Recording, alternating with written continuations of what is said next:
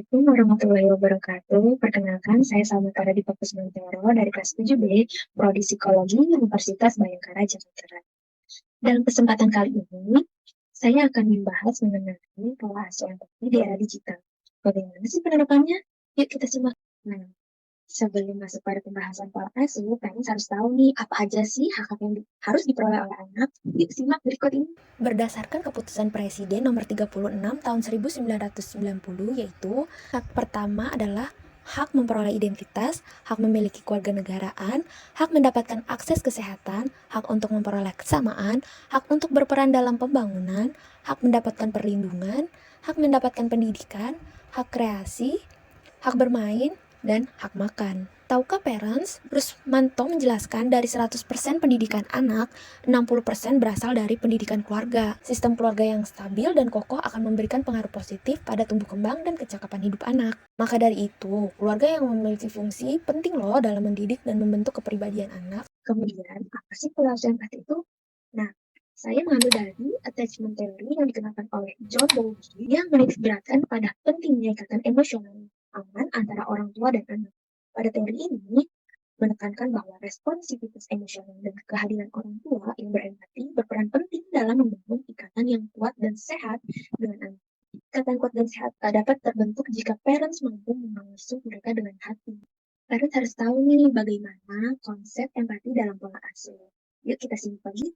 Nah, salah satu bentuk dari pola asuh empati adalah parents harus bisa mengasuh dengan hati. Namun, bagaimana penerapannya agar parents bisa mengasuh dengan hati? Menurut Morse tahun 2010, mengasuh dengan hati dapat dikembangkan melalui pengasuhan dengan empati, seperti hadir secara emosional, mendukung inisiatif anak, sensitif, serta responsif terhadap kebutuhan dan perkembangan anak. Berikut adalah beberapa caranya. Yang pertama adalah membangun dasar kepercayaan untuk anak. Nah, parents bisa masuk ke dalam dunia buah hati. Kemudian tunjukkan ketertarikan pada hal yang menarik bagi mereka. Namun, parents jangan memberikan ancaman yang berlebihan. Pastikan bahwa mereka memahami aturan dan akibat jika aturan tersebut dilanggar. Dan jangan sampai lupa bahwa jagalah kepercayaan mereka. Jika anak menceritakan sebuah rahasia, simpanlah dan jangan mengkhianati kepercayaannya dengan bercerita pada anggota keluarga yang lain, kecuali dalam situasi genting. Dan jangan lupa bahwa jalin keterikatan dengan bercerita pada mereka. Hal ini dapat membantu mereka lebih memahami parents loh. Kemudian, terapkan gaya komunikasi yang efektif. Jangan lupa untuk habiskan waktu luang bersama buah hati di mana ada banyak kesempatan untuk berdialog secara terbuka. Kemudian, parents bisa berusaha untuk menyelesaikan konflik bersama. Biarkan dan tanyakan masukan dari mereka untuk mengatasi masalah. Kemudian, doronglah buah hati untuk mengungkapkan perasaan, baik positif ataupun negatif. Kemudian, pada kali ini, parents juga harus tahu nih apa sih tantangan terberat ketika parents mengasuh dengan empati dan bagaimana menanggapinya. Yang pertama adalah tantangan terberat dimulai dari agresi. Ketika parents mengatasi agresi buah hati dengan sikap agresi, seperti memukul buah hati karena mereka memukul adiknya, maka tidak ada yang bisa mengendalikan diri, dan hal yang lebih buruk adalah tindakan tersebut menandakan bahwa agresi adalah tanggapan yang wajar. Maka dari itu, untuk disiplinkanlah diri parents terlebih dahulu dan pastikan bahwa parents mampu mengendalikan emosi dan memberikan tanggapan daripada bereaksi. Jadi, penting parents sadari bahwa anak yang agresif bukan berarti anak yang tidak baik. Seringkali mereka takut, terluka, atau merasa kurang terhubung. Maka dari itu, fokus utamanya adalah mengatur otak anak. Karena bila mereka berperilaku agresif, otaknya berada dalam kondisi terima atau tinggalkan, dan ia tidak akan mendengarkan perkataan parents sampai dalam kondisi tenang. Tantangan terberat kedua adalah ketika si buah hati merengek. Rengekan biasanya digunakan buah hati sebagai cara lain untuk meminta sesuatu. Adapun beberapa langkah nyata yang bisa parent ambil jika buah hati merengek. Pertama, dengarkan. Tunjukkan empati pada kekecewaan anak karena seringkali anak hanya ingin didengarkan dan dipahami. Kedua, pahami alasan dibalik suatu perilaku muncul. Buah hati mungkin merengek karena berbagai alasan, atau mungkin saja rengekan mereka merupakan suatu bentuk tangisan akan keterhubungan dan bantuan. Untuk itu, parents dapat mengidentifikasi dan memenuhi kebutuhan di balik perilaku tersebut. Ketiga, cegah hal tersebut dengan sentuhan dan tawa. Maka sediakan waktu untuk tertawa bersama buah hati setiap hari untuk mengurangi rengekannya. Adapun beberapa cara yang dapat parents lakukan dalam mencegah rengekan buah hati seperti menawarkan pilihan, memvalidasi emosi, mengajarkan perbedaan antara suara tegas dan rengekan, dan rangsangan imajinasi buah hati. Kemudian tantangan terberat selanjutnya adalah tantrum. Salah satu kunci adalah berempati kepada buah hati ketika sedang tantrum bukanlah sebuah penghargaan. Hal itu hanya memenuhi kebutuhannya. Kebutuhan akan keterhubungan dan pemahaman.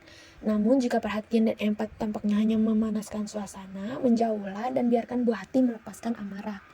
Parents dapat memberitahu buah hati bahwa parents selalu ada di sampingnya jika mereka sudah siap menerima pelukan. Berikut adalah beberapa langkah yang bisa parents lakukan untuk mencegah tantrum, yaitu dengan memastikan buah hati memiliki waktu istirahat yang cukup, kenali pemicu tantrum, seperti kekesalan, rasa lapar, dan sebagainya. Hal ini kita akan masuk pada pembahasan digital parenting. Baru enggak, bagaimana cara digital parenting yang baik dan benar. Yuk kita simak. Pertama-tama, kita masuk pada konsep bagaimana digital parenting itu. Digital parenting merupakan cara terkini untuk mengasuh buah hati dengan cara memanfaatkan kecanggihan teknologi mulai dari mempelajari, mengawasi, membatasi, hingga melindungi buah hati agar tidak terpengaruh dampak buruk dari dunia digital. Kemudian, apa aja sih bahaya-bahaya dunia digital bagi buah hati? Adapun beberapa bahaya dari dunia digital bagi buah hati. Yang pertama adalah penculikan anak, kemudian digital kidnapping atau pencurian data-data penting, kemudian ada cyberbullying, selanjutnya ada pelecehan seksual anak, kemudian kecanduan gadget, bahkan hingga kekerasan dan pornografi. Dan kali ini masuk pada bagaimana sih cara mengasuh di era digital? Yuk kita simak. Langkah pertama yang harus parents lakukan adalah parents wajib meluangkan waktu untuk melihat situs-situs yang pernah dikunjungi oleh buah hati. Parents juga harus dapat mengarahkan buah hati dalam menggunakan perangkat dan media digital dengan jelas. Kemudian, parents dapat mengatur buah hati untuk mengimbangi waktu antara penggunaan gadget dengan interaksi di dunia nyata. Kemudian, pinjamkan ponsel sesuai keperluan mereka dan pilihkan program atau aplikasi positif untuk anak. Dan jangan lupa dampingi buah hati saat ia menggunakan perangkat digital. Dan jangan lupa, jadilah teladan yang baik dengan menggunakan perangkat digital secara bijaksana. Dan yang terpenting adalah jangan sembarang memposting atau mengumbar informasi pribadi si kecil di media sosial. Apa saja sih alternatif solusi penggunaan media digital sesuai tahapan usia buah hati? Dan bagaimana belajar dan bermain bersama teknologi? Untuk anak usia 1-3 tahun, parents bisa memberikan batasan bagi buah hati dalam memainkan ponsel. Kemudian, parents bisa memanfaatkan ponsel sebagai media pembelajaran bagi buah hati. Namun jangan sampai lupa bahwa parents juga harus mendampingi buah hati ketika bermain ponsel. Jangan sampai tayangan-tayangan negatif dan hindari pemberian ponsel sebagai pengganti peran parents agar buah hati tidak rewel dan tenang. Kemudian untuk anak yang berusia 4-6 tahun, parents bisa membuat kesepakatan bersama buah hati yang dapat mereka pahami dengan mudah. Parents bisa membimbing mereka untuk memberikan mana yang fakta ataupun mana yang hanya imajinasi. Dan jangan lupa untuk tetap mengawasi dan tetap konsisten dalam pengawasannya ya parents. Jangan lupa parents bisa melakukan pemberian hukuman atas pelanggaran yang buah hati lakukan. Namun hukuman tersebut harus sepadan dan jangan terlalu memberatkan ya parents. Kemudian parents jangan lupa bagaimana parents harus menjadi teladan dalam penggunaan teknologi bagi buah hati. Sebagai orang tua, penting untuk parents memiliki teladan yang baik dalam menggunakan teknologi. Sebab hal ini berpengaruh terhadap kebiasaan dan perilaku anak dalam menggunakan teknologinya. Berikut adalah langkah-langkah menjadi teladan dalam penggunaan teknologi.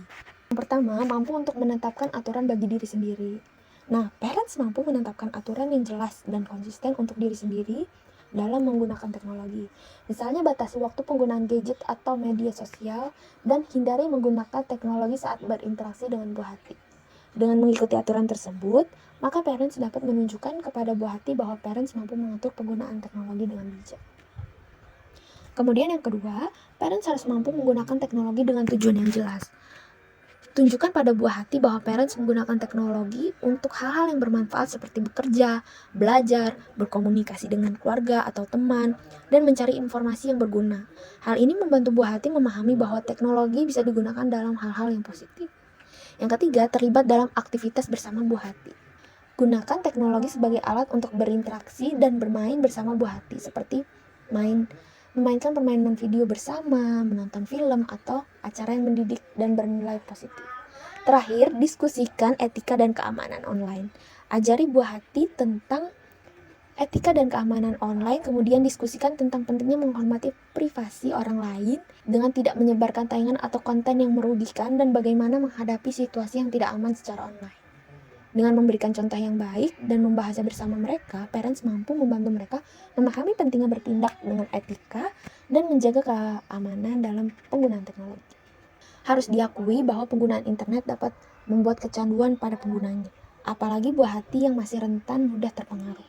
Hal ini tentu saja menjadi kendala untuk kita bersama sebagai orang tua. Dan jangan lupakan bekali buah hati minimal 3 keterampilan dasar dalam menghadapi teknologi. Yang pertama ada keterampilan empati, keterampilan interpersonal, dan terakhir keterampilan internal persepsi. Sekian adalah pemaparan mengenai bagaimana pola asuh empati di era digital. Semoga video ini bermanfaat bagi parents-parents untuk mengasuh buah hatinya di era digital. Jangan lupa klik tombol like jika bermanfaat dan jangan lupa subscribe. Terima kasih. Wassalamualaikum warahmatullahi wabarakatuh.